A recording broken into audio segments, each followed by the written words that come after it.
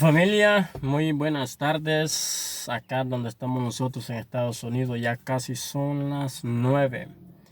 Y quería compartir con mis amigos la introducción de la escuela sabática para esta semana que vamos a iniciar. El título es La Ley del Pacto de Dios. La semana que hemos estado hablando atrás, vemos cómo Dios le dice a Israel que Él no lo escogió porque Israel era especial. No lo escogió porque era una nación grande. No lo escogió porque tuvieran el mejor ejército. No lo escogió porque tuvieran los mejores profesionales. Sencillamente escogió a Israel porque Dios se acordaba de la promesa que le había hecho a Abraham, a Isaac y a Jacob. Pero en todo ese informe que Dios le da a Israel, le dice que es más, ustedes eran insignificantes y aparte de ser insignificantes eran esclavos. Así que Dios le hace recordar a Israel quién es y le hace recordar su pasado. Entonces, cuando Dios decide liberarlo, lo hace con un propósito. Y el propósito de Dios para Israel es presentarle los preceptos sobre los cuales Israel debiese de caminar, para que Israel fuese la evidencia más poderosa de lo que el poder de Dios puede hacer en la vida. En aquel entonces, usando a Israel, Dios iba a usar a Israel como una luz para las otras naciones. Entonces, cuando Dios saca a Israel, Dios le dice claramente para que Israel no llegue a creerse superior que las otras naciones. Y Dios le recuerda cómo Dios lo liberó de Egipto y le enseñó como reverencia las plagas. Así que Dios le da un resumen de todo y le dice, este es tu pasado, no tienes ninguna buena referencia, eras esclavo, no tenías sueños. Así que Dios le hace ver todo eso y le dice, ok, entonces tú no eres nada, pero te he llamado con un propósito para que llegues a ser alguien. Si te llamé de las tinieblas es porque yo quiero traerte a la luz. Así que Dios llama a Israel con un propósito. Y el propósito es de hacer de Israel una nación donde pudiese fluir las enseñanzas del verdadero Dios. Así que en la lección que hoy vamos a estudiar, Dios habla de la ley y el pacto que Dios establecería con Israel allá en el monte Sinaí.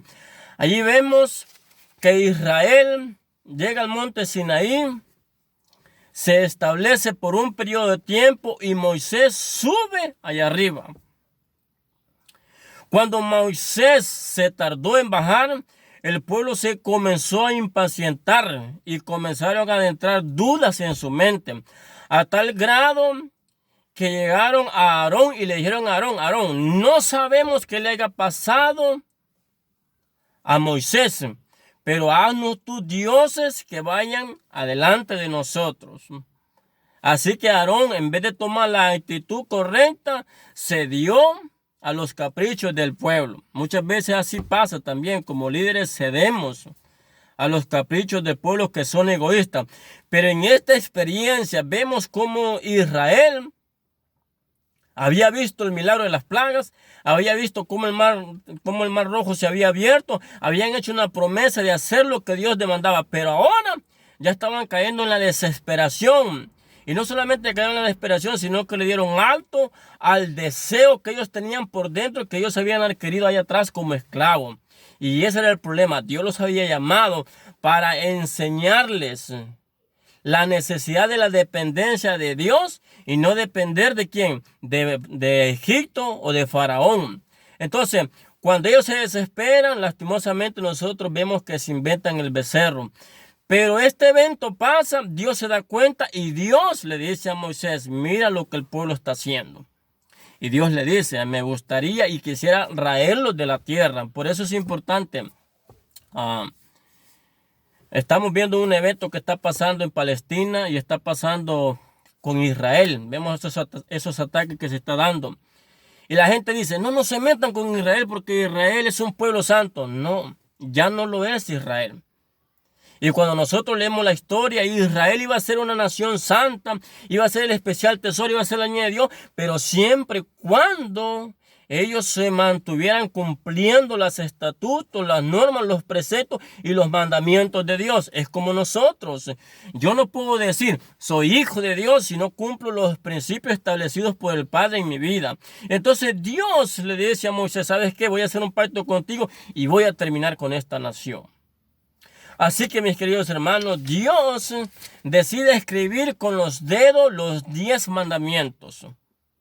Los 10 mandamientos. Y se los da a Moisés y Moisés desciende. Y cuando ve eso, Moisés tira las tablas como un simbolismo de que otra vez el pacto que Dios había hecho con Israel allá en Egipto se estaba rompiendo.